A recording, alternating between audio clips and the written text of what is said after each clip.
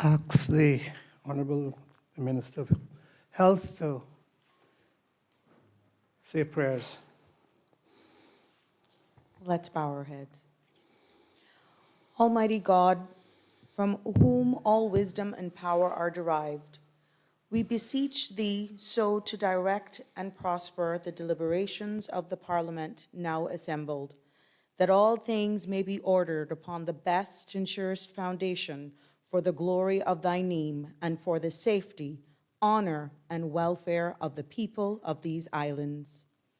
Bless our sovereign lady, Queen Elizabeth II, Charles, Prince of Wales, and all the royal family. Give grace to all who exercise authority in our Commonwealth, that peace and happiness, truth and justice, religion and pity may be established amongst us. Especially we pray for the governor of our islands, the premier, the speaker of the parliament, the leader of the opposition, ministers of cabinet, ex officio members, members of parliament, the Chief Justice, and members of the judiciary, that we may be enabled fully to perform the responsible duties of our high office. All this we ask for thy great name's sake. Let us say the Lord's Prayer together. Our Father, who art in heaven, hallowed be thy name. Thy kingdom come. Thy will be done on earth as it is in heaven. Give us this day our daily bread, and forgive us our trespasses, as we forgive those who trespass against us. Lead us not into temptation, but deliver us from evil. For thine is the kingdom, the power, and the glory, forever and ever. Amen. The Lord bless us and keep us.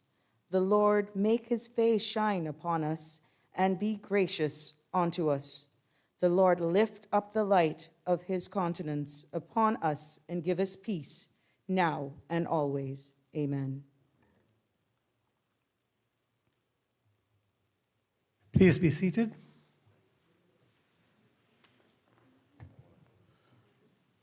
Proceedings are resumed in this honorable Parliament.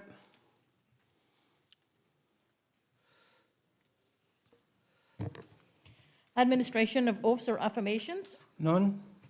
Reading by the Honourable Speaker of messages and announcements. None. Presentation of petitions. None? Presentation of papers and of reports. None? Questions to Honourable Ministers and members of the Cabinet. None? Statements by the Honourable Ministers and members of the Cabinet. None? Personal explanations. None? Obituary and other ceremonial speeches. I recognize the Minister of Finance, the member for Bordentown West. Thank you, Mr. Speaker. Mr. Speaker, I just want to rise on behalf of my colleagues on this side, and I'm pretty much sure the entire House, and recognize the passing last night of Mr. Lloyd Charlton. He was well known in the community, as most people may not have known, but he was born in 1936 and actually first arrived in Cayman in 1945 at the age of 9. He's actually a cousin of the late Sir Vassal Johnson, and he was actually raised by Sir Vassal's mother. He returned back to Jamaica in 1951 and returned back to the Cayman Islands in 1967 with his young son in tow. I think everyone in this honorable house knows his young son, Ricardo Charlton, who was Deputy Chief Fire Officer within the Cayman Islands Fire Service. His daughter Yvette, also well known, is a member of the Business Staff and Plan Board. When he returned back to Cayman, like most people back then, Mr. Speaker, he went to sea, and after his sea days, he made his name in insurance, helped many Caymanian families, and I think it's safe to say what his family represent is pretty much what we all strive for as a people in a country, with this integration with the many different nationalities. He's preceding his death by his wife Joyce, who left actually 7 years ago this month. So I spoke to the daughter this morning, and I know she's really feeling it as expected, as with any child. I haven't got a chance to speak to Ricardo as yet, but I think some of my colleagues may have spoken to them. But I just want to see record his achievements as a stalwart in our community, a true nation builder, and one who has definitely left his fingerprints on the development of our islands. Thank you, Mr. Speaker. I would say it is the late 60s that I recall first seeing Roy or Mr. Charlton with his uncle, the late Mr. MacDome, Albert MacDome in West Bay on Church Street. I guess I would have been around 13, 14, thereabouts. And I later, in the late 70s, early 70s, while I was employed at the Canadian Imperial Bank of Commerce, he was a client there, often came into the bank. And of course, I met the British American team and left CIBC to pursue a career in insurance. And Roy, or Mr. Charlton, was the person that Harvey Stevenson put me to work with, to train me.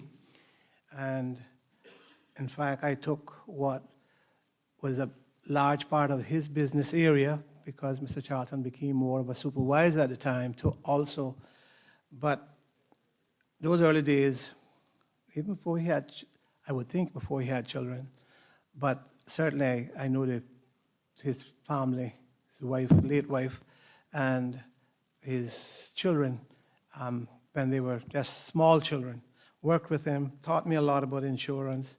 And of course, in working in insurance, I was able to meet a tremendous amount of people. In the island, started my own real estate business because I felt the two went together, insurance and real estate, had an opportunity. But Mr. Charlton did so much to encourage me in the insurance business. Of course, I later left for other opportunities, and I do want to extend condolences to his children and their families.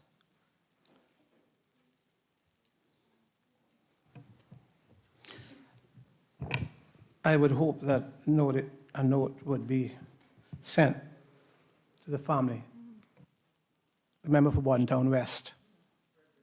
Sorry, why? Red Bay.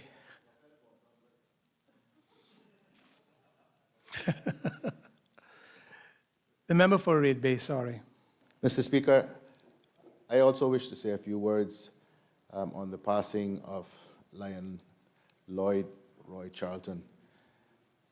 I've known him since my earliest days in the Alliance movement, starting in 1989, when he was then the chairman of what was called the Youth Development Committee. And myself and former member of this House, Osborne Borden, as we say in Cayman, really took to Lion Roy and became stalwart members of his committee, which he chaired for many, many years. And I have many fond memories and many stories that I could regale the House with about our activities in the Youth Development Committee, particularly our trips to Cayman Brac. But I won't this morning, but I just want to say that the Deputy Fire Chief, Ricardo, who is also a very close friend of mine, rang me just, I think, minutes after his passing yesterday evening, and I was able to convey to him condolences on behalf of myself and members of the opposition. Lion Roy was a stalwart in the Lions Club of Grand Cayman, one who worked assiduously to help people in the community. He was particularly concerned about youth development and opportunities for young people. And he will be fondly remembered and sadly missed in the Lions movement, as I believe he will also be right across this community in which he's lived for most of his life. May his soul rest in peace, and may light perpetual shine upon him. As I said, we will see to it that a proper note is sent to the family.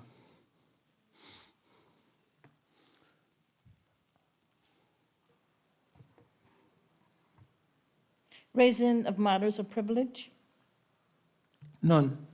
Government business, bills. Second reading, continuation of debate, the appropriation financial years 2022 to 2023 bill, 2021. The matter is open for debate.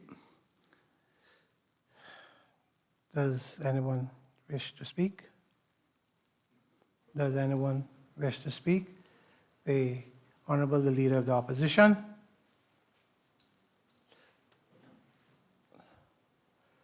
I think both the page and the deputy had to step out a minute. I presume you're looking for the podium? Yes, sir. If I could find it, we'll just get it.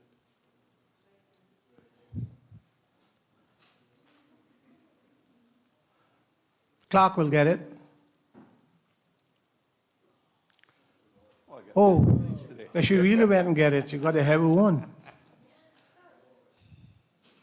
Thank you, ma'am. Do you prefer that one or the little taller one? I'll always prefer this one, sir. But I'm happy to take whatever they give me. I'm sure you wasn't seeking a Other one response is from me on rickety. that first It is rickety. remark.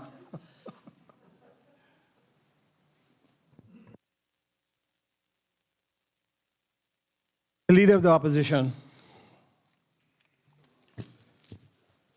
Thank you, Mr. Speaker. Good morning, colleagues.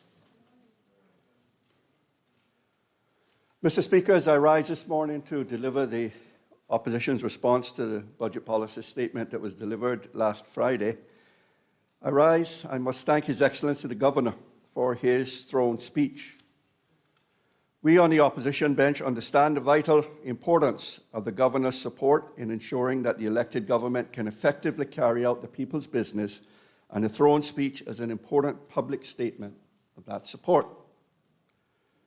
The throne speech also stands as an important symbol of the ongoing partnership between the Cayman Islands and the United Kingdom. The experience through these last 18 months has underlined for us all how essential that partnership can be to the well-being of the people of these islands. I take this opportunity to thank the Governor, and through him the UK, for the ongoing support that they have given to the Cayman Islands in the current and through the current crisis. On behalf of the opposition, I join with the Governor in acknowledging the work of all the uniformed services for the important job that they do in keeping us safe on land and at sea. And I also join in with well wishes to Dr. John Lee, the Chief Medical Officer, Prison Director Steve Barrett, and Honorable Sandy Hermes. All have made valuable contributions to our society and to our country. And, Mr. Speaker, just note that these are some fairly high senior position civil servants who will be leaving us within the next few months. And of course, Mr. Speaker, I agree with the sentiments of the Governor when he noted that the pandemic is not over. And prudence and caution is very sensible. I will return to this theme later in my debate. I thank the Governor for helping remind this House of two of the contributions that we on this side made towards protecting the environment. As he noted, it was a Progressives-led administration that expanded the marine parks to just under 50% of our coastal waters. It was also the same Progressives administration that advanced the work on the Commonwealth Climate Growth Fund over 2019 and 2020 that the Governor mentioned. The Governor also spoke of the concern regarding the new Omicron variant of the COVID virus and that it can be reversed as soon as we better understand the risks. But with confirmation that the variant is now in the UK, Canada, and potentially the US, we should carefully consider what other actions may be needed. Indeed, I read this morning, Mr. Speaker, that there is speculation that the virus may already be in Florida. Before I get to talking about the budget, I hope you will allow me, Mr. Speaker, just to tackle one procedural issue. It is an issue related not to the procedures of this House, but to the way government operates. However, it is very relevant in the context of the way the House goes about its consideration of the budget. So I hope you and other members will indulge me as I raise it. Mr. Speaker, perhaps it's my professional background, but when I get involved in discussions and debates about figures, I like to do my homework so that I fully understand the numbers before I make any judgment on them. In any case, I am sure the country would expect the opposition, especially one headed by a former finance minister, to prepare as fully as it could for a debate about something as important to our collective future and the government's two-year budget. Accordingly, Mr. Speaker, we in the opposition began work using the information provided in the strategic policy statement almost immediately following the July session of the House. As we did our work, it became clear that to understand the government's plans and how their budget changed from previous budget allocations, we would need more information. Mr. Speaker, when I was Minister of Finance, I recall routinely providing information to the opposition members who requested it, including the current Finance Minister. However, access to information from members should be a matter of good governance and should not be reliant upon individual responses by ministers. But, Mr. Speaker, to compound the issue, I found myself in the unusual position of having to write to your good self and to the Honourable Premier over the weekend that asked for you to intercede and to have the Minister of Finance provide the opposition with a copy of his budget address. I say intercede because despite my asking for it several times on Friday, it was not provided.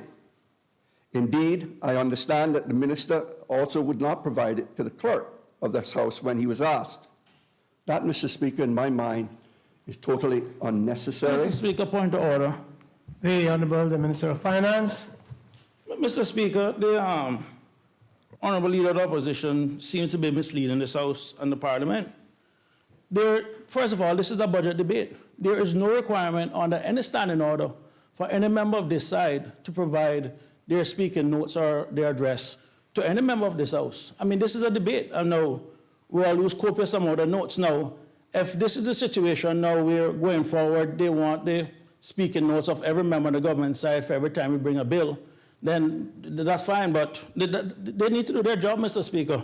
I don't remember asking him for anything in the future, in the past when he was Minister of Finance with regards to his address. If he provided it, he provided it. I went home, I did my homework like everybody else. I don't trust nobody to give me any information, Mr. Speaker. It's a bill, it's a debate. It's a bill, it's a debate. I brought a bill. I brought a bill. Please continue. Mr. Speaker, I don't think I'm wrong here because I want to go back and quote him for what he said Friday.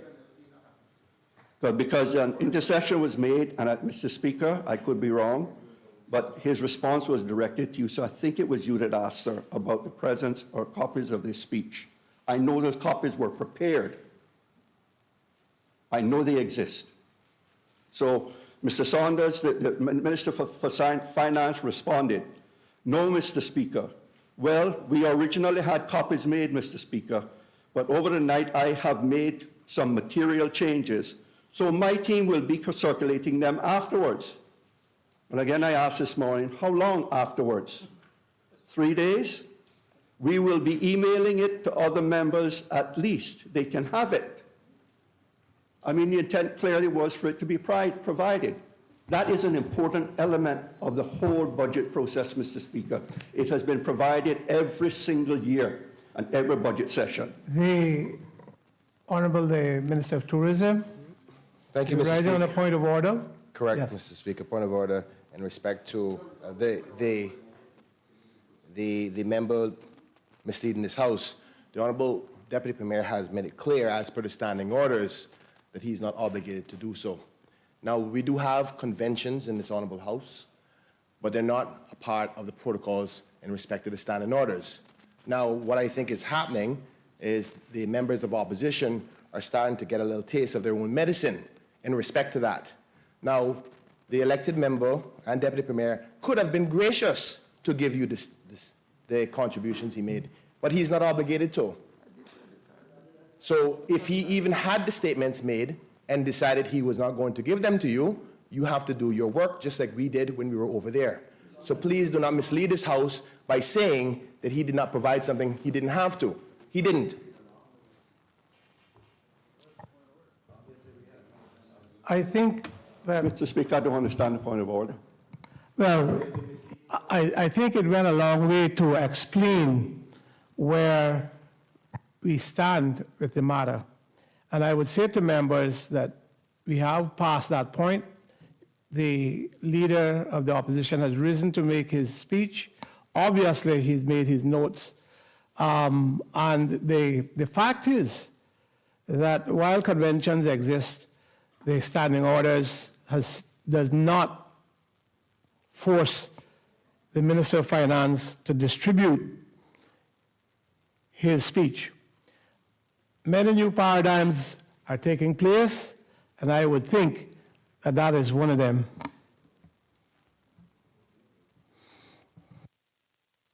Please continue, Honorable Leader of the Opposition. Mr. Speaker, thank you, sir. I fully understand that he's not required to do so. But, Mr. Speaker, conventions have their weight. And I would only ask them and raise the whole issue because, to me, Mr. Speaker, this flies in the face of transparency and accountability. You will understand, Honorable And the Minister of Member, Tourism Leader of the Opposition. seeks a different. Leader of the Opposition. Yes, sir. Please take a seat. Please take a seat. You will understand that the chair had no powers to force the Leader of the Opposition or any member to, unless it is a cabinet paper that has been agreed to be released, a government document as such, that can be released, and the member is reading from that, then if in certain circumstances that can be given to the House. But on a speech, there is no standing order for me to order for it to be given as such.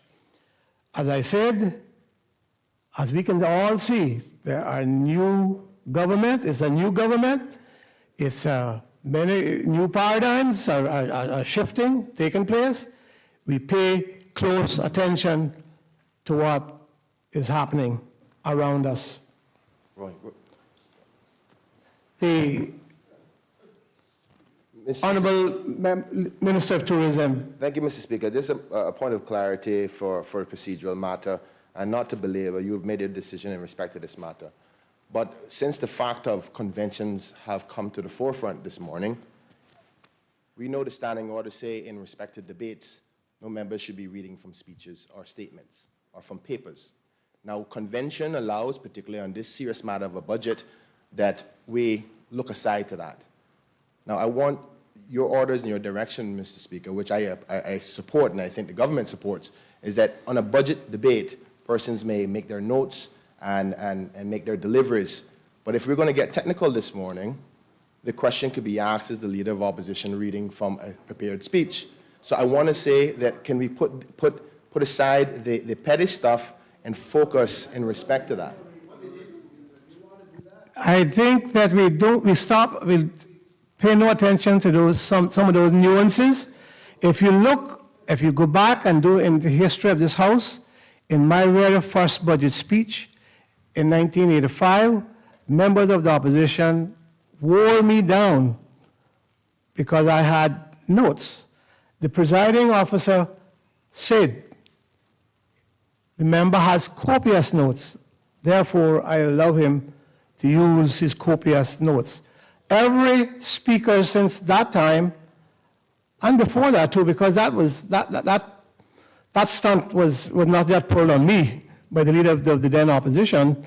It was pulled on many members when I was not a member of this House. But it has been something that has been allowed. And I would dare say, let's be honest amongst ourselves, it would be very few that would get up and make a full speech without the leader of the opposition. Please continue. Thank you, Mr. Speaker, and I appreciate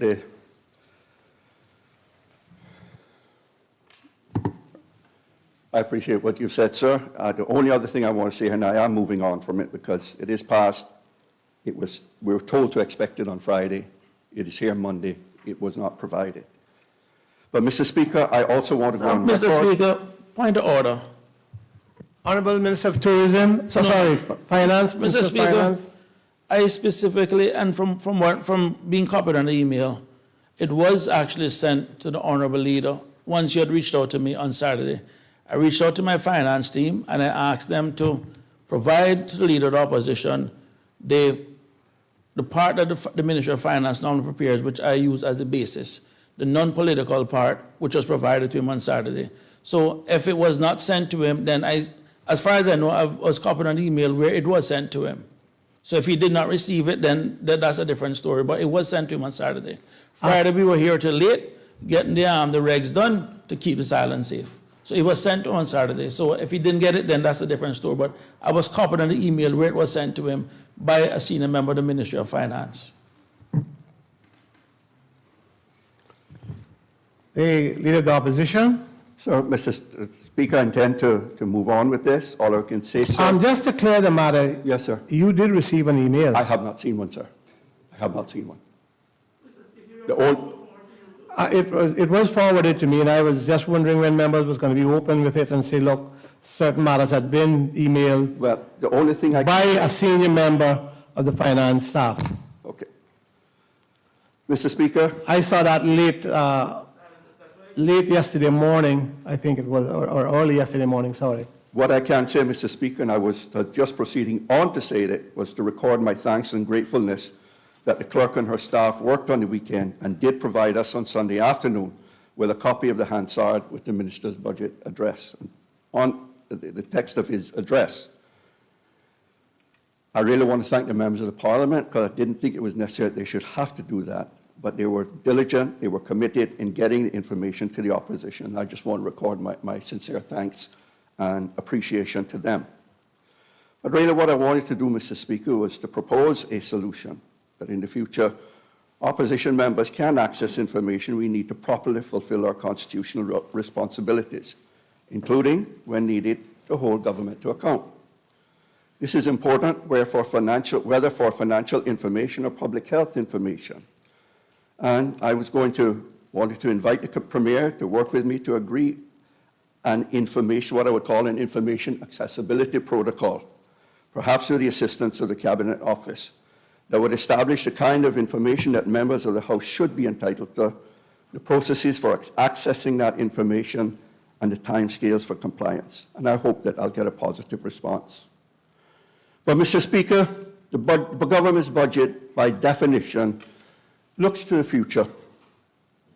The key test for the proposals it contains is the extent to which it rises to the challenges that our country and our people will face in the future. However, while looking towards tomorrow, the budget must also be grounded in the reality of where we are today. I am sure, like many Caymanians, I found myself listening to the Premier on Friday and recognizing much of the portrait of our country that he painted. I recognize it because those of us on this side campaigned with the ambition of addressing many, if not all, of the concerns expressed. The proof of this can be found in our election manifesto, and I will speak to some of them as I move through my debate. I disagree, however, with some of the historical analysis, and I would argue that his rhetorical flights, he was sometimes guilty of overstating his case about the issues we face. In my view, Mr. Speaker, COVID did not simply reveal existing fault lines. It widened and exacerbated the issues we face, creating new problems and considerably worsening others. However, It does not serve the country for us to pick fights over these details. I think we agree that the country is facing a series of challenges that potentially threaten the future viability of Cayman. The path by which we got to this point is less important now than us collectively understanding the reality facing us and how we address the actions needed to move Cayman forward. Future aspirations, then, must begin from a sound understanding of the current reality. I agree with the Premier that this must be an understanding of our social and environmental reality as well as an economic one. These are not separate things, Mr. Speaker, but rather they are inextricably linked. The Premier went on to remark that economic growth alone is not the solution. Again, I agree. But conversely, without economic growth, government cannot achieve the ambitions as it will not have the resources it needs. I repeat that, Mr. Speaker. Conversely, without economic growth, government cannot achieve its ambitions as it will not have the resources it needs. To have the resources to tackle social needs, including income equality, the country must have a strong economy. The only reason, Mr. Speaker, that governments concern themselves with growing an economy and providing a strong atmosphere for business to succeed is so that its people can benefit. That, Mr. Speaker, has been what we on this side did when we were in government. And I dare say, Mr. Speaker, that you understand this principle very well. I recall your advice many times to this House that if the Cayman does not embrace wealth, then we will reap poverty. If I have that quote wrong, Mr. Speaker, please let me know so I can get it right. Thank you, sir. Yet throughout his long speech, the Premier did little to reassure anyone that this government had a clear path for supporting economic growth. There is another theme, that is another theme, Mr. Speaker, to which I will return later. As he began to wind down his presentation, the Premier noted correctly that the road ahead will be challenging. I agree. The country will, and the government will face many challenges. And so, the government's objective with this budget should be to return to a strong Cayman today so that we can be ready to meet tomorrow's challenges. As I address the future and the budget proposals then, Mr. Speaker, I must also reflect upon today. In my view, one of the key risks to the delivery of any future budget is the current weakened position that our country finds itself in. We need to address that weakness as a matter of urgency if we are to have a sure foundation upon which to build. You may recall, Mr. Speaker, that back in July, the Premier and Finance Minister presented the Strategic Policy Statement to the House. You may also recall that the government was unhappy that the opposition challenged and criticized their plans, including the lack of a meaningful action and its lack of a coherent policy direction. Well, things have moved on, Mr. Speaker. I accept we have now seen several welcome actions coming from the government. We have seen, for example, the Minister of Financial Services and Commerce launch a new sustainable investment fund, as referenced earlier, with guaranteed future investment streams into Caymanian projects. We have seen new laptops delivered to every student in our public schools. And according to the government's 100-day achievement report, we have seen some 80 students enter the Health Services Authority's annual summer internship program. 4 former offenders on the Second Chance program, and 200 Caymanian families offered the opportunity to own a home via the government-guaranteed home assistance mortgage. We have seen an agreement signed with the UK Centre for Environment, Fisheries and Aquaculture Science to help Cayman consider the potential implications of climate change and determine the most effective adaptation strategies. The issue is this, that all these achievements and several others are things that began under previous progressive-led government. With the exception of initiatives taken by the Education Minister, a former Progressives member, still in post as the Minister of Education, it is hard to discern what the new initiatives have been taken and what positive difference the Pact government has made during its first 6 months in office. And, Mr. Speaker, I noted that the Honourable Finance Minister was at pains to claim the good financial position of this country since the election as a credit of his government. Yes, Mr. Speaker, he also rightly credited your good self and all subsequent finance ministers for making contributions to our financial position. There is truth in the minister's mantra that we build on the work of those who went before. But it is the decisions and direction that each government takes that makes a difference in the final outcome.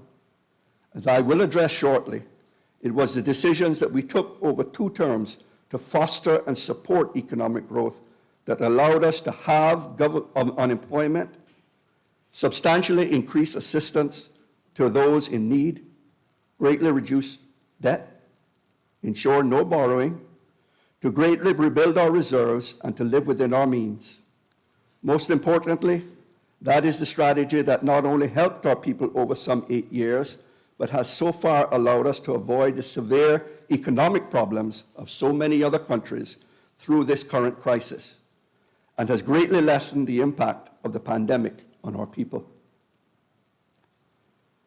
The Pact government has chosen a path that the Premier declared is a new day and a new way forward. And so, the government does recognize its ability to put its own stamp on the budget, and they should. And over time, we will see whether the new way is successful or not. The Premier, in his speech, rightly pointed to the shared ambition that every member of this House has for our country. We in the opposition want to see all 3 Cayman Islands thrive.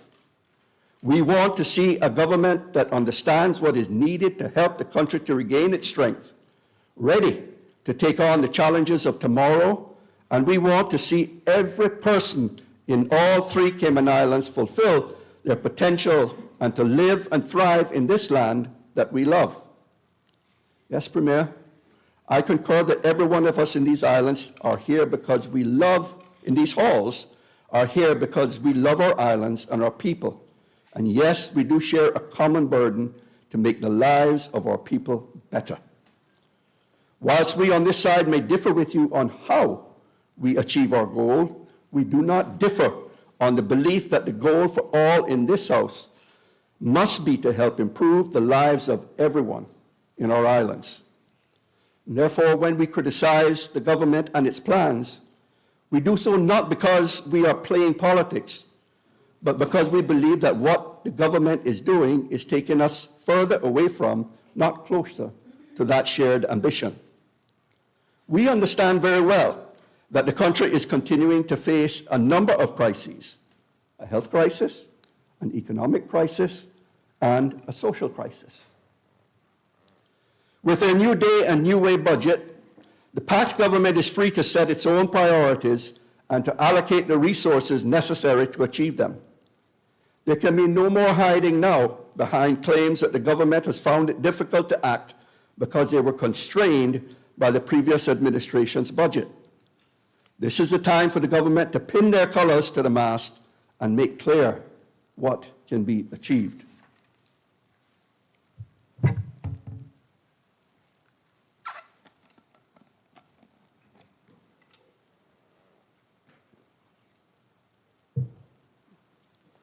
The test, however, is not what the Premier says about the budget in this Parliament, but what impact the budget has in the real world and on the lives of real people, not just tomorrow, but in the months and years ahead. Mr. Speaker, this 22-year budget covers a period when, if this government is going to achieve anything of significance during its term of office, resources would be put into the delivery of key priorities. We are yet to scrutinize all the details of the budget, of course, and no doubt we will understand more of exactly what is planned once we move into Finance Committee. From the outset, I should be clear that we in the opposition broadly support many of the objectives that the Pact government set out in this first budget. We were pleased to see that much of it reflected commitments we had made during the election campaign and actions we would have taken had we formed the government. Indeed, Mr. Speaker, despite the constant repetition about change, there is an awful lot of continuity between this government's approach and our own. I welcome that, of course, but we should not let the rhetoric of the Premier mask the reality. How much new ground is a Pact government actually breaking? Its language may be different, but how different is its stated plans? Would it be interesting? It would be interesting to hear the Premier or his ministers in their contributions highlight exactly which of their new initiatives are genuinely new and not just continuation of things that we started or we promised. I look forward with anticipation to hearing whether those opposite us will rise to that challenge. The initiative to reduce the use of single-use plastics, for example, was begun during our last term, but delivery was hampered by COVID. It was also one of our manifesto promises, and so I am pleased that the government will carry forward the work already started. We will wait to see how this progresses, but we'll also commit to work with the government on this. One other initiative I want to commend the Premier on his apparent willingness to face up to the problems in both our health insurance and pension schemes. Both were beginning to creak before the pandemic, but COVID has stretched both systems beyond breaking point. During the pandemic, we rightly allowed thousands of Caymanians and residents to access the resources in their pension plans. We also paused, as has the Pact government, the requirement for people and businesses to pay into individual pension schemes. These were necessary yet expedient in the short term, but the real reality is it has left the whole pension system unable to meet the future needs of our people. If, before the pandemic, pensions were an issue that would need to be addressed at some point soon, then now it has become a pressing problem that demands immediate action. In my view, and I spoke to this during the SPS debate, the pension system we have, based on schemes into which both employee and employer contribute, is right in principle. However, we know that the operation of that system is problematic, and post-pandemic, it will become even more so. We need to rethink the details of the current system and address issues such as the contribution rates, the contribution cap, and investment guidelines. At the very least, Mr. Speaker, our pension systems need to be updated, if not overhauled. And so I am pleased to see that government intends to review the system. I offer them our full support in bringing forward appropriate changes. On the other hand, the health insurance system is, I fear, no longer fit for purpose. The number of people, especially the elderly, having to declare themselves medically indigent and the resulting spiraling costs to the public purse alone are enough to demonstrate the failings in the current system. In this case, it appears the government believes it has a ready-made solution to expanding the role of Cineco. Indeed, we start to look at this ourselves, and members may recall my stating such. Cineco may be part of the answer, but we came to realize that it would need to be part of a well-thought-out reform of the system and not a knee-jerk reaction. It is ironic that elsewhere in his speech, the Premier quoted the World Bank's research on the consequences of market imperfections, yet seems willing to ignore the fact that simply giving Cineco a bigger role could serve to further distort and destabilize what is already a poorly functioning health insurance market. Indeed, our election manifesto committed a future Progressives government to a root and branch review, looking again at the potential for a national health insurance option alongside the market-based system. The review, and that review, is what we need to help inform what changes are needed. I hope the government will listen to what I have said and move forward on both. Is to commend the line he took in his speech on improving and safeguarding of our children and young people. Sadly, This is an issue which the last administration felt compelled to act, and it was our initiative to set up the Multi-Agency Safeguarding Hub, or MASH, to which the Premier referred. I promise him the full support of the opposition if further legislation is required to improve Cayman's approach on the issue.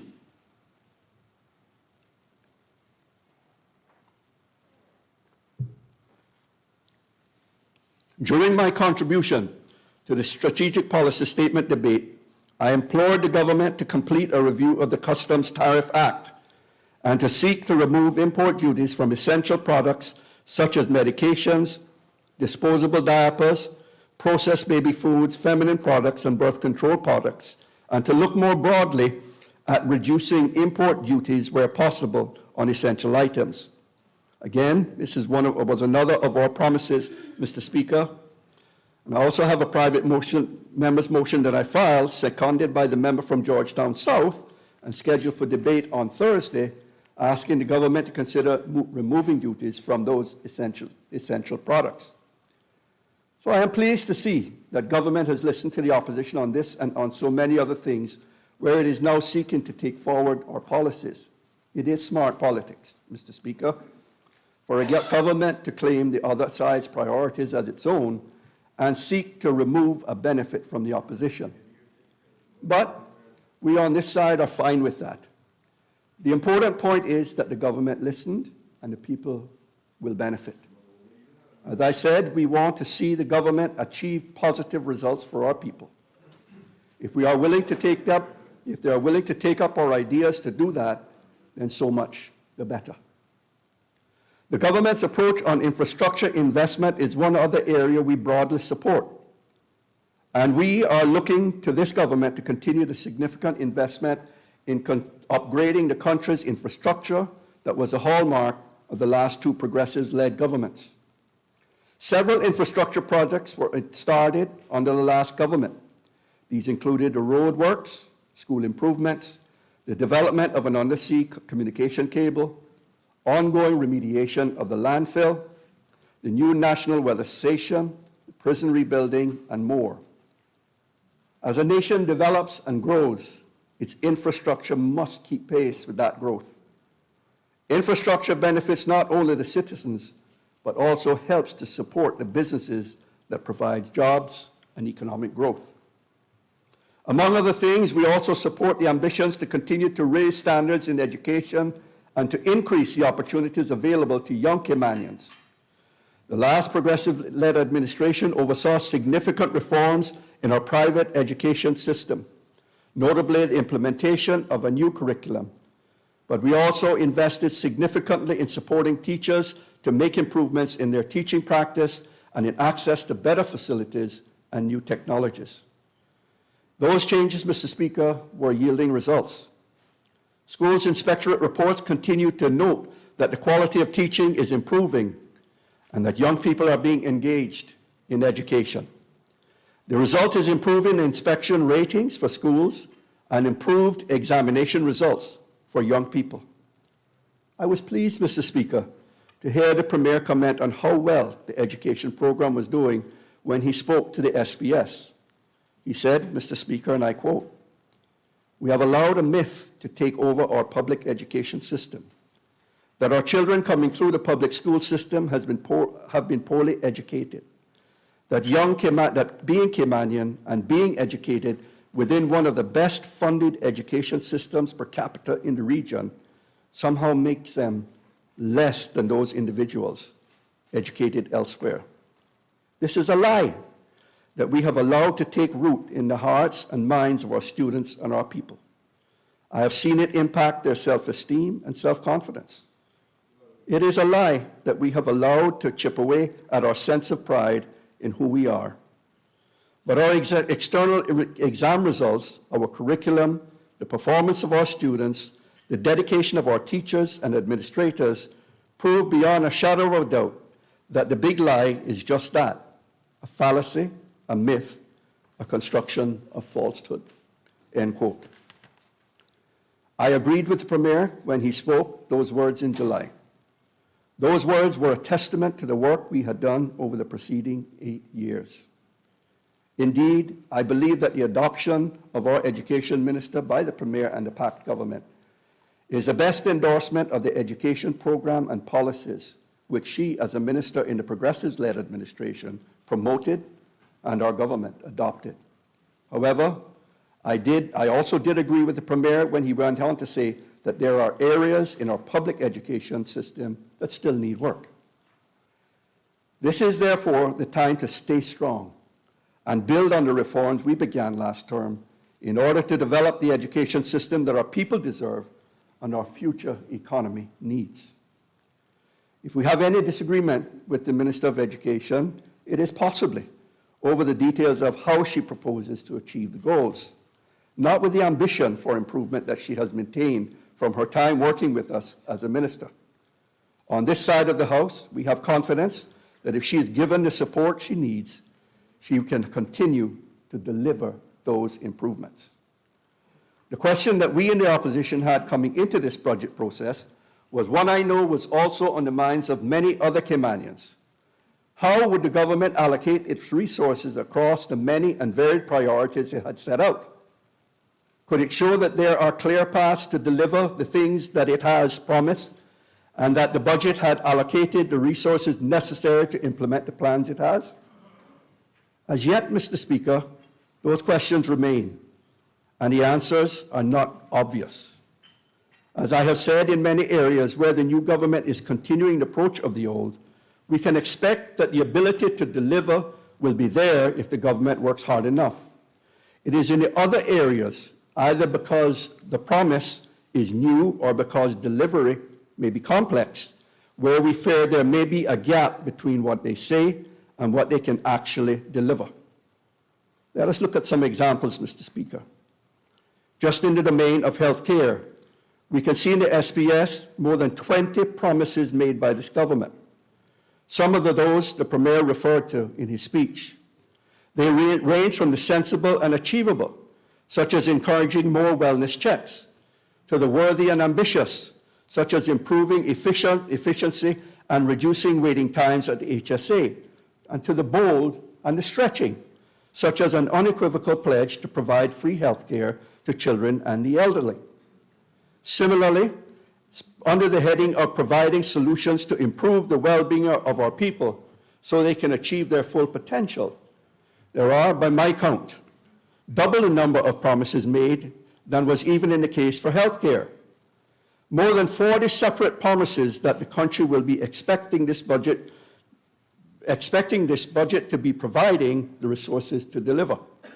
Again, there is a widespread of commitments made, from helping families to meet the cost of daycare, to building new courts, a new prison, to reducing import duties, improving public transport, and considering a universal basic income. I'm not seeking to debate this morning the merits of these individual promises made by this government now. As I have said, many of these we will wholeheartedly support, others we will challenge. But the real issue we need the government to face up to is deliverability. First, are the resources provided adequate to achieve the stated goals? Secondly, does the government have the capacity and competence to achieve the goals? There is a real danger, Mr. Speaker, that expectations among our people are raised only to see expectations dashed. One way of determining that the government is putting its resources behind its promises would be for the Premier and or his finance minister to produce for us a record of the promises made in the SBS and the resources allocated to each of them in this budget. This would seem to be in keeping with the promised value of transparency, and it would certainly help us in the opposition, and more importantly, voters outside of this House, to hold this government accountable for its achievements and any failures. In the last SBS produced by the Progressives-led administrations, we recognize the need to reform the government's whole budget process to focus it much more clearly on outcomes. However, as the Financial Secretary told Public Accounts Committee in January of this year, the mammoth task of moving from the current system meant that this is unlikely to be achievable for the budget we are discussing here today. Instead, full reform would need to wait until the 2024-25 budget. Of course, I understand that, Mr. Speaker, and I'm not asking this Pact government to do something in 6 months that we were unable to accomplish during our terms of office. However, it should be possible. The SPS made a commitment to address the root causes of criminality in our communities in order to develop and implement an effective anti-gang strategy to reduce crime and to support vulnerable young people. We very much support that objective, Mr. Speaker. There was a very similar commitment given in our manifesto at the election. But we also know, Mr. Speaker, that the root causes referred to are complex and require coordinated and long-term action by a number of agencies inside and outside of government, all coming together to make and to take the actions that are going to be necessary. We know from the work we did on this issue prior to the election that tackling the causes of crime and meeting the challenges of keeping young people from falling into gang activity and criminality will take considerable effort and significant resources from us all. Very simply, we want to know if the Pact government is serious in making this SPS commitment. If so, what resources it has allocated to this in the budget to delivering on that commitment. The procedure we adopt in Finance Committee of scrutinizing government's proposed budget line by line has its benefits. It ensures that every dollar of proposed spending is properly scrutinized and examined. However, the system has several flaws. The first is highlighted by the example I have just given. The solutions to complex social and economic problems do not fall neatly into the penny packet lines of our budgeting system. Where action is necessary across many budgets and involving multiple ministries and outside organizations, we need to see the bigger picture before we look at the detail. It is that bigger picture that I am asking the Premier and the Minister of Finance to give to the House. The second major flaw in the approach we take is that we can ask as many questions as we like about any line of expenditure in the budget, but how are we to challenge the things that are missing? If the government fails to allocate the resources necessary, then how do we hold them to account for that choice? Again, more transparency linking the resource allocations would allow us to debate areas where that analysis reveals important gaps. Finally, Mr. Speaker, we spend what seems like endless hours going through $500 budget lines, but very little, if any time, discussing the government's overall financial strategy. To give us a chance to question and debate that financial strategy requires a sitting government to clearly state the direction it is taking and the fiscal principles it is working to. I am sure that you, Mr. Speaker, and others in this House will recall that the past two government-led administrations consistently set out the financial strategy we are working to. I repeat that mantra again. We work towards the achievement of year-on-year substantial budget surpluses. No new taxes or fees levied on families and businesses and reducing existing tax burdens where possible. No new borrowing and the paying down of existing government debt. And all, importantly, all capital investments to be made from operating expenditures, from operating revenues. These were principles that we kept repeating, but more importantly, Mr. Speaker, they were principles we lived by. As I've said in this House before, going through 2 full terms in government and meeting those strict financial strategies must be a record for these islands.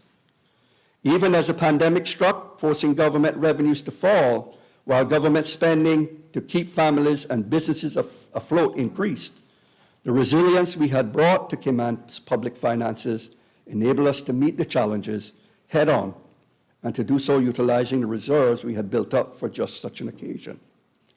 We believe that was the right choice and the right financial strategy to follow then, as we believe it is a strategy that Cayman Islands needs now to continue moving forward.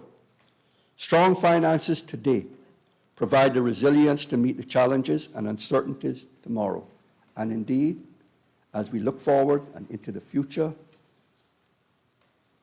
The challenges are continue to emerge and will only continue to get greater. Yet it would seem from this budget that the Pact has turned its back on the past 8 years of prudent financial principles that brought stability to government finances, underpinned our consistent economic growth, and created the headroom that allowed the country to chart a steady and safe course through the initial stages of the pandemic. I remind the government of the advice of the governor when he noted that the pandemic is not over, and prudence and caution is very sensible. They should be the buzzwords that we embrace. Our biggest concern with the Pact budget, therefore, lies not in the detail of the resource allocation decisions, but the disregard that it shows for the long-term financial interest of the Cayman Islands. At the heart of this budget lies a single choice made by this administration, and that choice is to go down the path of massive borrowing once again. The contrast with our progressive strategy is very clear, Mr. Speaker. Over the period of the Progressives-led government, the national debt fell from around $560 million in 2013 to under $250 million on the day we left office, a reduction of over $300 million, or over 55% in Cayman's national debt. Mr. Speaker, no government in the history of Cayman ever achieved this.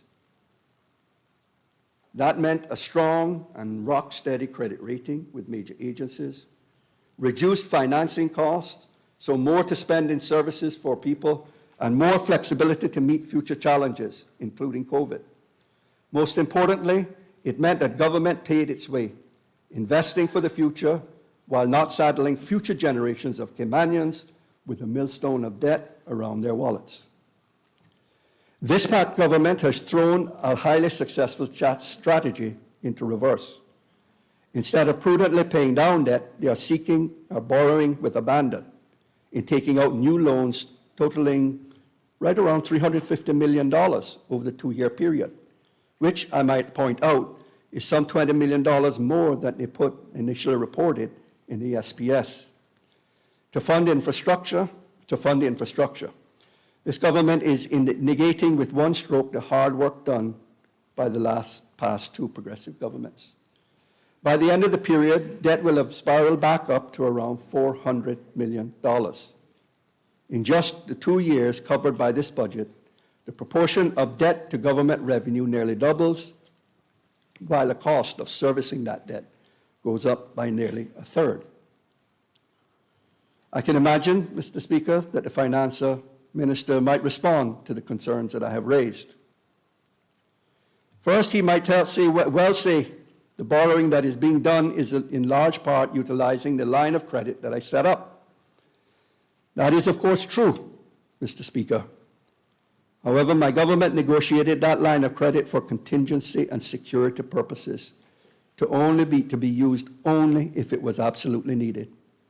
As we told the country at that time, we viewed it like how we would view an insurance policy, not to be used for a spending spree.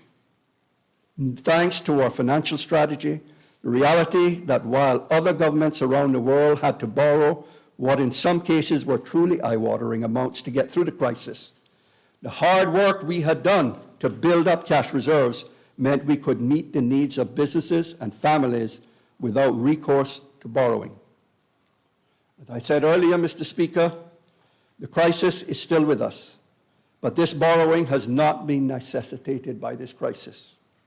Rather, it reflects a choice made to fund large amounts of capital spending from borrowing rather than paying for it from operational revenues, as we had done.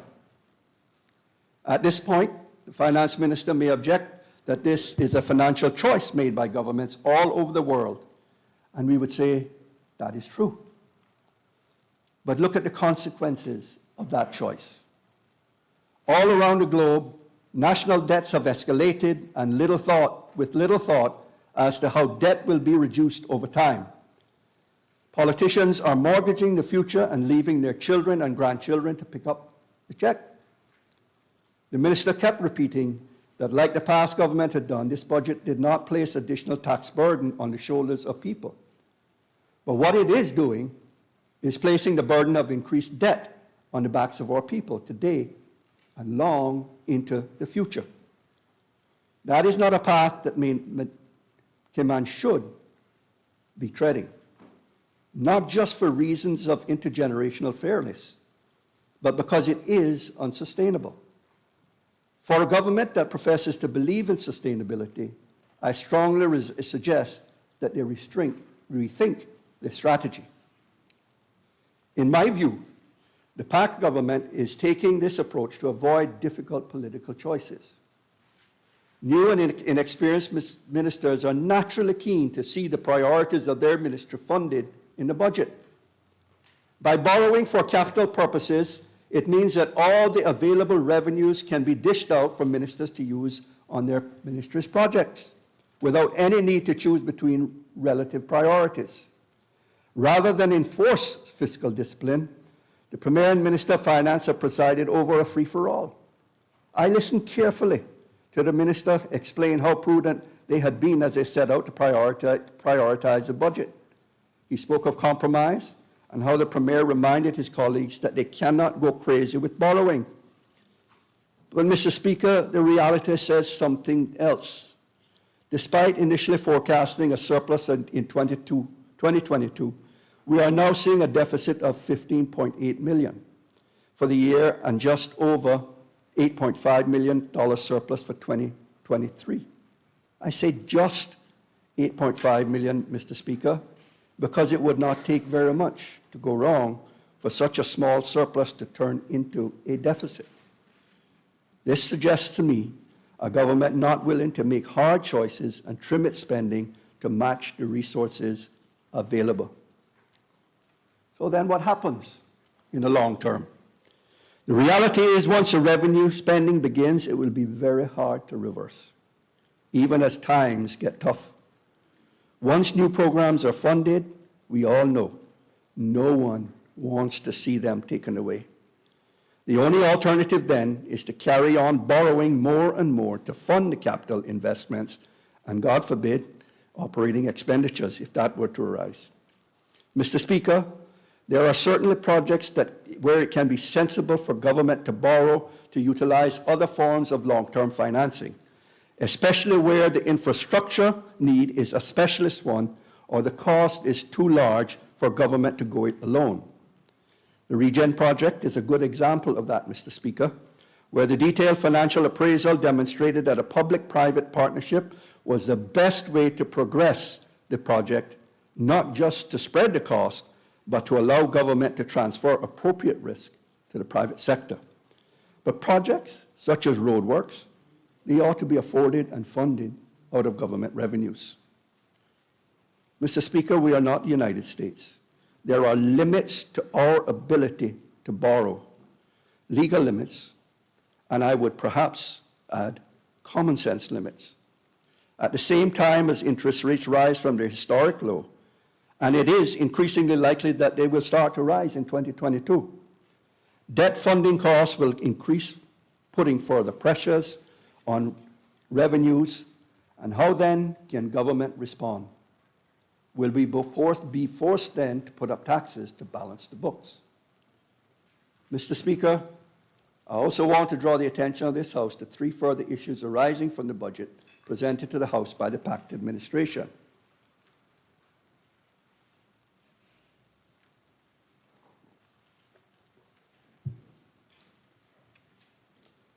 The first, Mr. Speaker, is that it remains unclear whether the government can move forward the big decisions that will solve some of Cayman's most significant problems. Beyond the obvious issue of the COVID crisis, I am thinking in particular, Mr. Speaker, of Project Regen, which I mentioned just now. The completion of the Regen contract will end this country's unsustainable reliance on landfill and turnout garbage from a problem to be dealt with to a resource to be harnessed as we compost and recycle more and ultimately use waste to create energy in a state-of-the-art facility. Preventing the methane generation by the landfill from leaking into the atmosphere and diverting it to help produce energy for electricity is one of the single most important things that we can readily do to limit the emissions of greenhouse gases in Cayman. This was highlighted at the recent COP26 summit, where the dangers of methane were restated several times. Regen is a sustainable project that is good for Cayman, and it is good for the planet, Mr. Speaker. Mr. Speaker, the last progressive-led administration signed a project agreement that would achieve the solution to our solid waste problems our country desperately needs. Yet, thus far, the government has proven that it has not been incapable of getting the contract to financial close by the deadline. And in response to my questions about the lack of progress with the project, the Premier told the country he and his colleagues had other higher priorities to work on, and that the contractual conditions precedent that needed to be resolved were complex. Of course, they are. It is a complex technical project with a decades-long contract that needs to cover every eventuality. That is why it needs to be given the time and attention the project deserves, and not simply left to one side. I have submitted a very simple and straightforward question in the House, asking the Premier what new deadline has been established for financial close on the contract. And I hope he is willing to answer that question, Mr. Speaker. Premier told the country that he is committed to the project, but that commitment needs to be real, and we need tangible progress from this point if we are to ever have a chance, a hope of any chance, of seeing the new facilities in place before the existing landfill space is exhausted. You only have to look now, too, at what is starting to emerge with the closure of the mound and where the garbage is now being piled up and compressed, that you're starting to see potential for fires erupting again. Whatever new deadlines he has established, the Premier should also tell the country about the consequences the delay has created. We know that with any delay comes increased risks. There are invariably going to be higher costs and more environmental damage as the solution to the waste problems get kicked down the road. I have previously asked the Premier to set out for the country the answers to a series of questions about those questions. And despite the professed commitment to transparency and accountability, he has declined to answer those questions for me. Mr. Speaker and Premier, I'm asking you to do so now before this House. But it is more, Mr. Speaker, than this single project that is concerning me. I mentioned earlier my fears over the deliverability of many of the promises made by this government. Many of the ambitions set out by the government are laudable, but I doubt their capacity for delivery when the solutions required are, by definition, complex and difficult. The last two progressive-led administrations had a proud track record of deliver, Mr. Speaker, and I'll mention just a few. Expansion and redevelopment of the airport terminal, other improvements at Owen Roberts, new John Gray High School, expansion of the east-west arterial road, and the various road improvements across the entire island. Capping the dump, new small business development center, and expanded and improved support services. The implementation of e-government, improving the efficiency and accessibility of public services, greatly expanding vocational opportunities for young Caymanians, for example, through the highly successful Public Works Apprenticeship Program, investments in neighborhood policing, border security, and the new Coast Guard service, the long-term residential mental health facility in East End, new affordable housing schemes, and reductions in stamp duties helping young Caymanian families into home ownership, new marine parks and the buying of land for preservation and protection, increased salaries and better professional development programs for teachers that have improved the quality of teaching in our public schools, the new education curriculum, and increased stipends for seamen and veterans and increases for long-serving civil service pensioners. These are just some of the highlights, Mr. Speaker. Progressive-led governments consistently delivered to meet the needs of Caymanians today while ensuring we were building strength to meet the challenges of tomorrow. Governments that took hard decisions and recognized the obligation both to deliver in the short term and plan for the long term.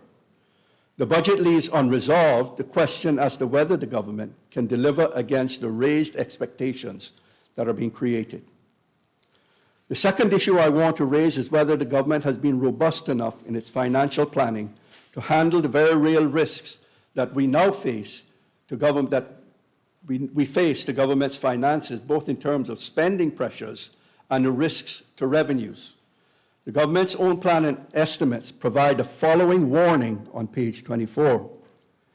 This uncertainty about the economic impact of the COVID-19 pandemic, including restrictions imposed to slow the spread of the virus, creates uncertainty for the Cayman Islands' economic and financial outlook. The forecasts assume the ongoing successful suppression of the transmission of the virus to tolerable levels and are therefore more dependent on assumptions about future developments than normally is the case. The COVID-19 pandemic still has lasting impacts on the economic and development landscape of the Cayman Islands. The cost of the pandemic continues to linger longer than expected and has left little room for expenditure budgets to be increased unless either taxes or borrowings also rise. However, if the economy performs better than expected, there could be more room to maneuver and more programs funded. That's their budget, Mr. Speaker. That's what their budget documents say. Let me repeat again a key part of this, Mr. Speaker. The cost of the pandemic continues to linger longer than expected, and it has left little room for expenditure budgets to be increased unless either taxes or borrowings also rise. These are sobering words, Mr. Speaker, and they are found in government's own budget document. I spoke earlier about the crisis the country is now facing thanks to COVID-19, and as I said, I will return to that. The consequences of the spread of the disease through our community, the impact on our health services, and the consequences for our economy all need to be reflected in government's thinking, and as noticed above, there are clear budgetary consequences that need to be understood.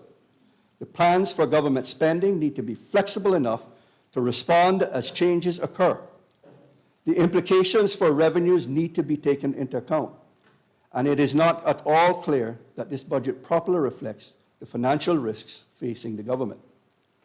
The changes between the SPS allocations and the budget now being presented show that more work has been done. Yes, they are projecting increased revenues, but they're also projecting much higher spending, and that spending outpaces revenues. Instead of thinking through the implications of the changing picture they were facing, the government simply decided to present a deficit to the House and hope that things are marginally better by 2023. Mr. Speaker, that's not proper financial planning. And nor is it prudent stewardship of the nation's finances. In the current circumstances, the government should be managing its spending carefully and giving itself headroom to manage future problems that may develop. We all know COVID is not going away anytime soon. It is going to be here with us for years to come, and it is going to put pressure on government spending over the time period.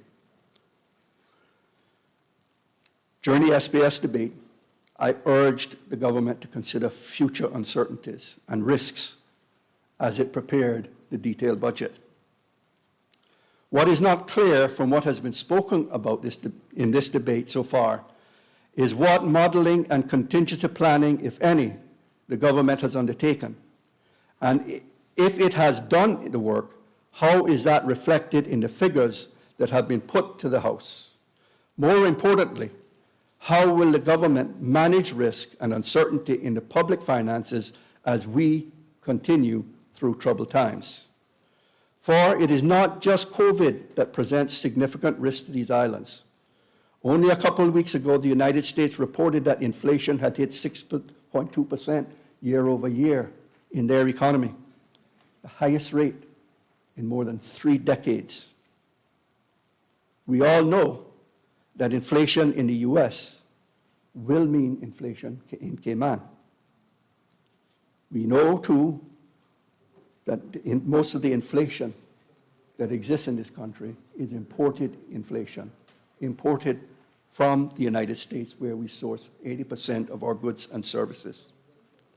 We are already seeing it in the prices at the gas pumps, utility bills, and in the grocery stores.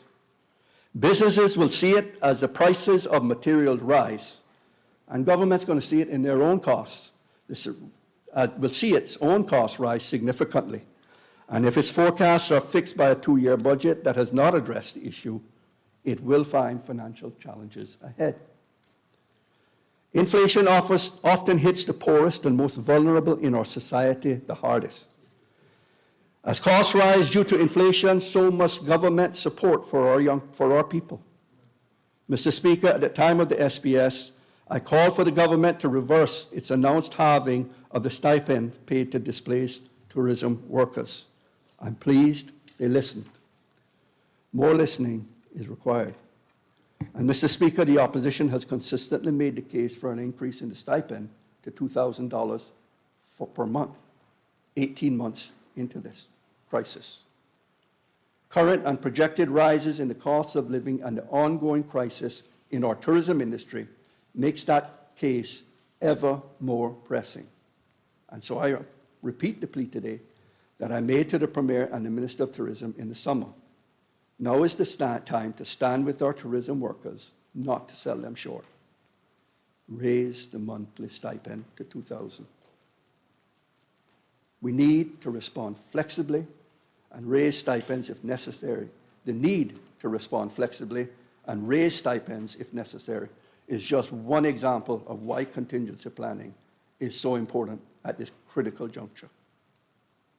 Fortunately, Mr. Speaker, the government is still reaping the rewards of the legacy of strong financial management that the progressive government left to the country.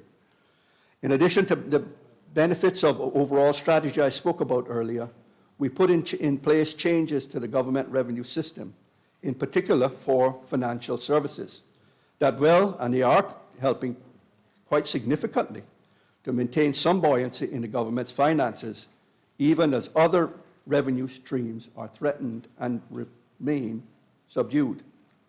I am thinking of the new private funds fee structures that we introduced last year that have contributed in such a big way to the positive variance in revenues in recent months. Over the first 8 months of this year alone, it brought in some $50 million. And while the strength in such revenues will help to mitigate risks in other areas, Mr. Speaker, it does not eliminate that risk.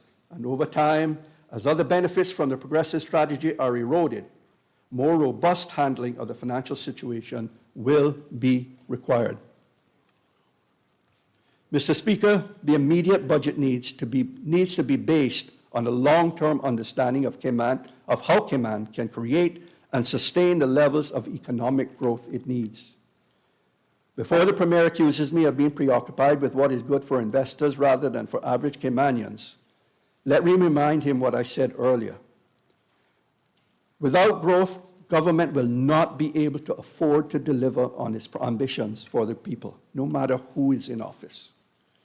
In this country, private sector investment is the driver of prosperity, not government spending. Private sector investment is the driver of prosperity and economic growth, not government spending.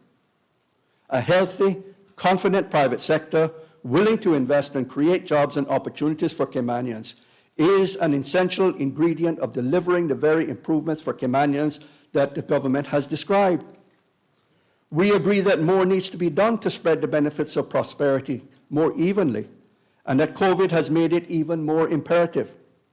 But if government's actions stifle investment and growth, everyone loses. Leveling the playing field must not become an exercise in leveling down. I will repeat it. Leveling the playing field must not become an exercise in leveling down. Again, the progressive-led governments understood this. Our focus on developing and maintaining what we describe as a virtuous circle. We delivered the sound public finance and stable government that created confidence and spurred private sector activity and investment. That in turn yielded employment and opportunities for local entrepreneurs and greater government revenues that allowed our strategy of creating substantial surpluses, investing in the future, and reducing debt to be successful. I'm sure the Premier Pantel will recall his pride and that of my colleagues as our positive economic actions taken when he was Minister responsible for Commerce in 2013 to 2017, in the 2013 to 2017 Progressives administrations, helped revise and significantly grow the number of small businesses in our islands. That success continued and was greatly expanded when the member for Georgetown North was the minister responsible.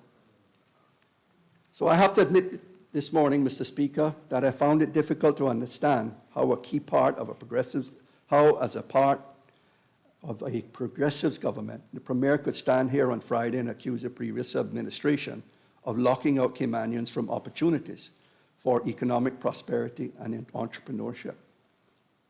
The last progressive-led administration continued the successful economic policies and growth strategies that was in place during 2013 to 2017.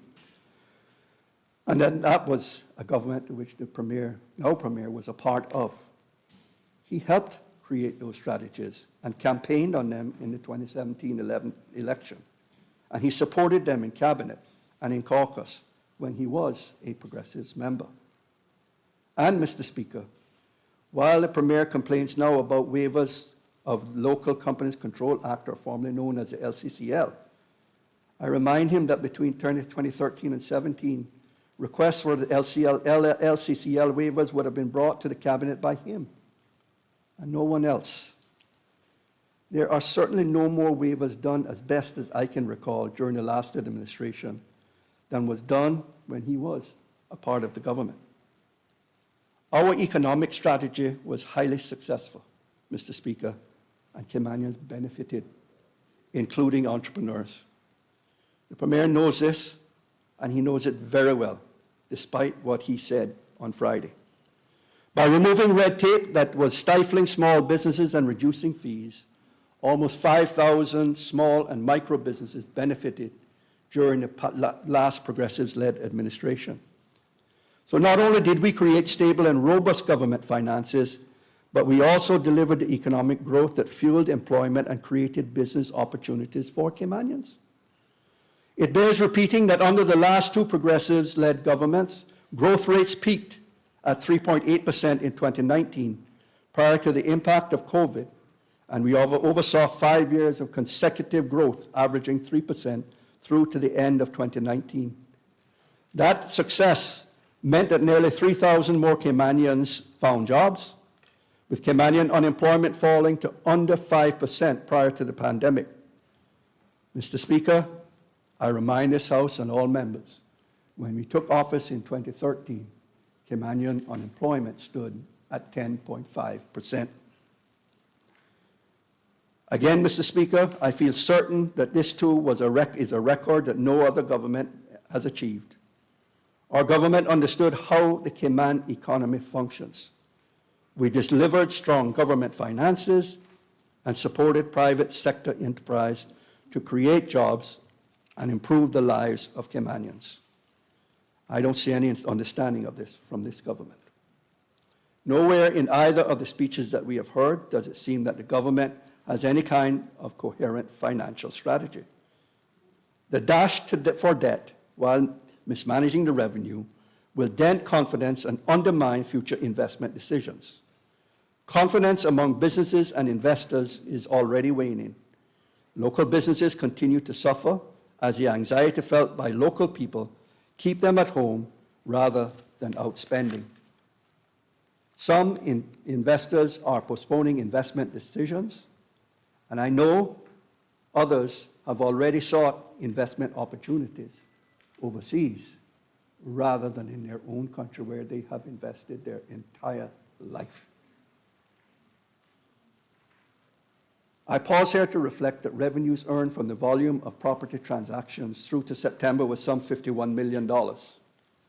In my view, There is no action being taken by this government to instill confidence, drive future growth in our pillar industries, and no strategy to further diversify the Cayman economy.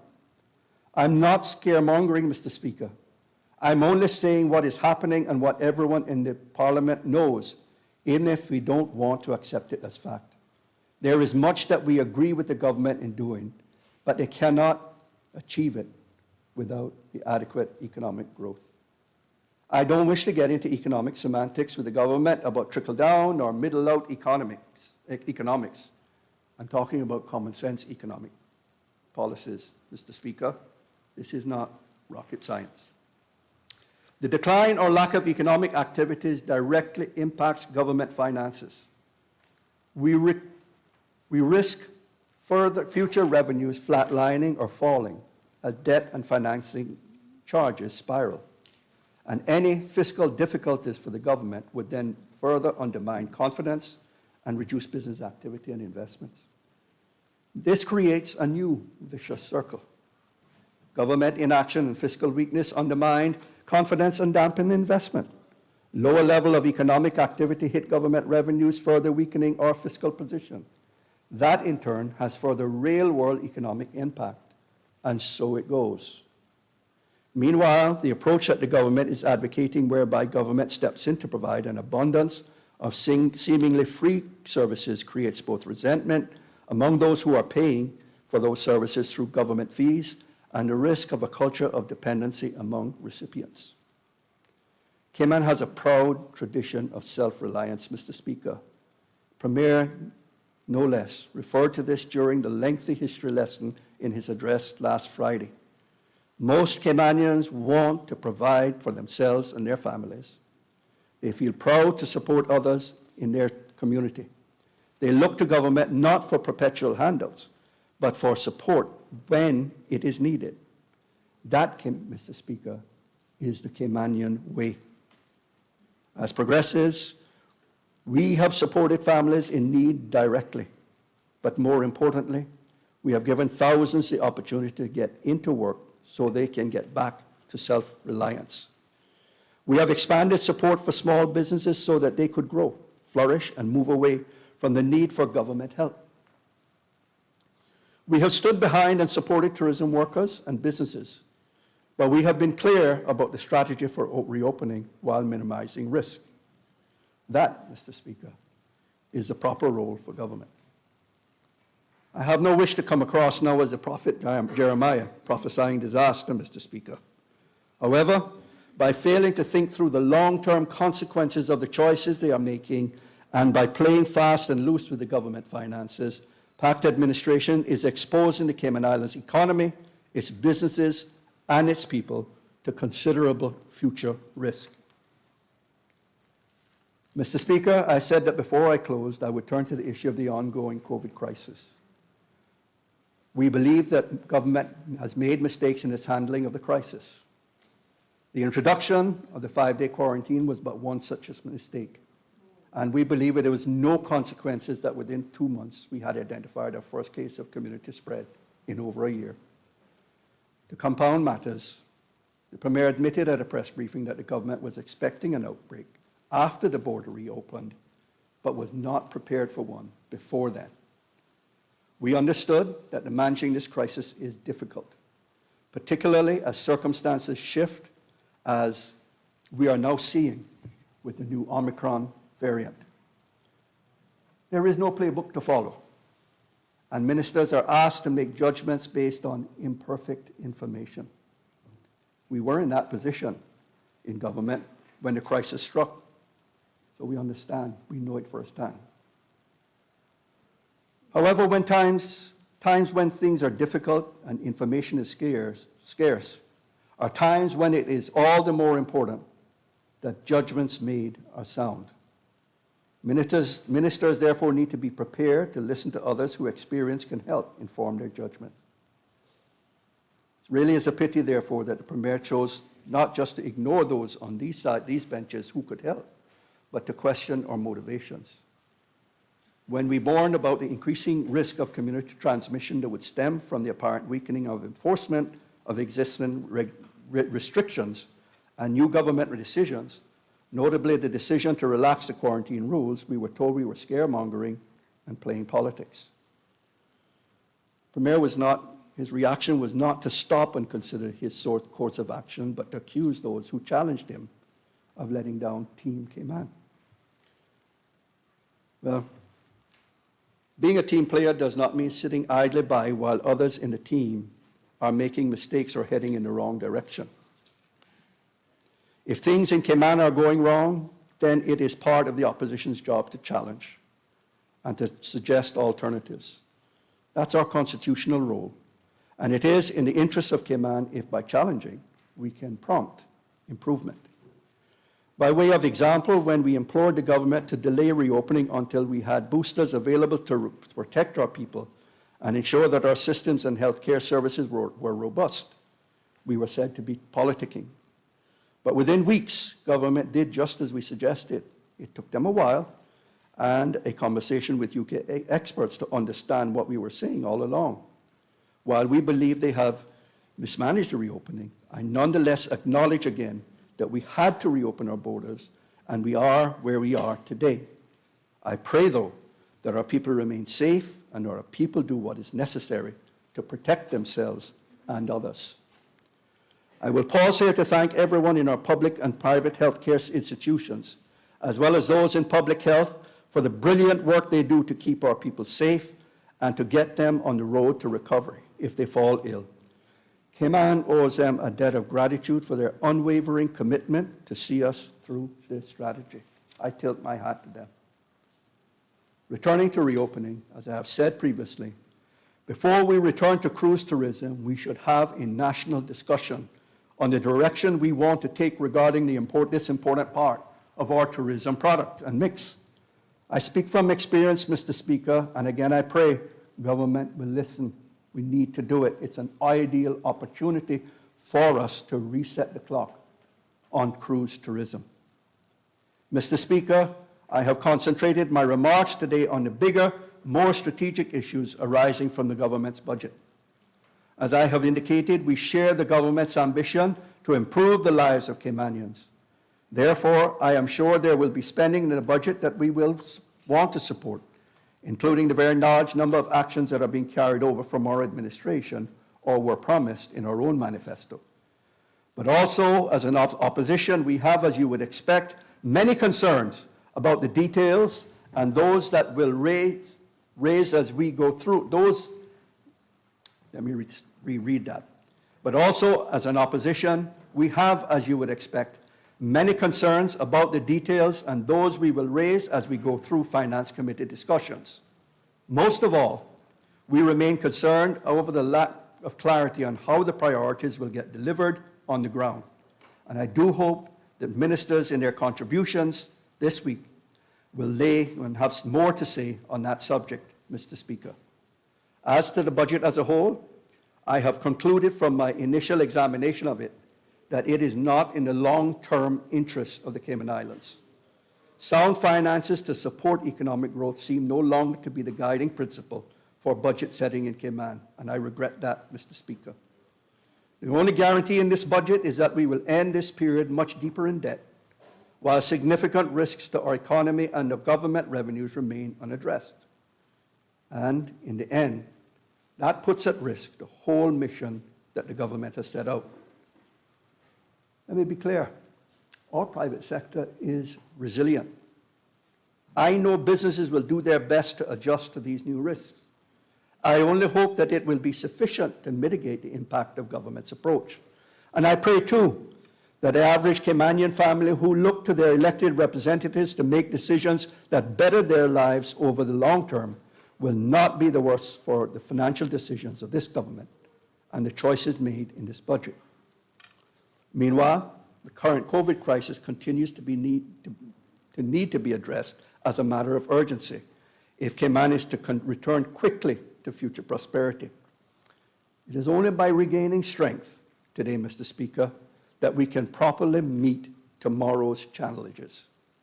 Finally, I acknowledge the efforts of the Financial Secretary and his team of professionals in the Ministry of Finance for the excellent work that they have done in putting the budget documents together. I know firsthand like many hundreds of hours it takes for them to achieve this. And so I say a very huge thank you to the Financial Secretary and his staff. I thank you, Mr. Speaker.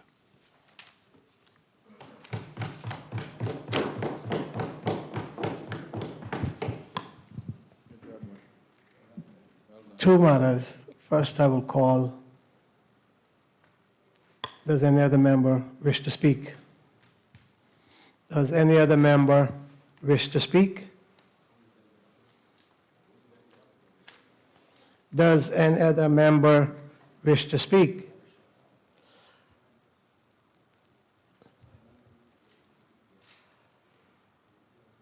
I'm sure that members want to speak, so what I'll do, I'll take the lunch suspension at this time.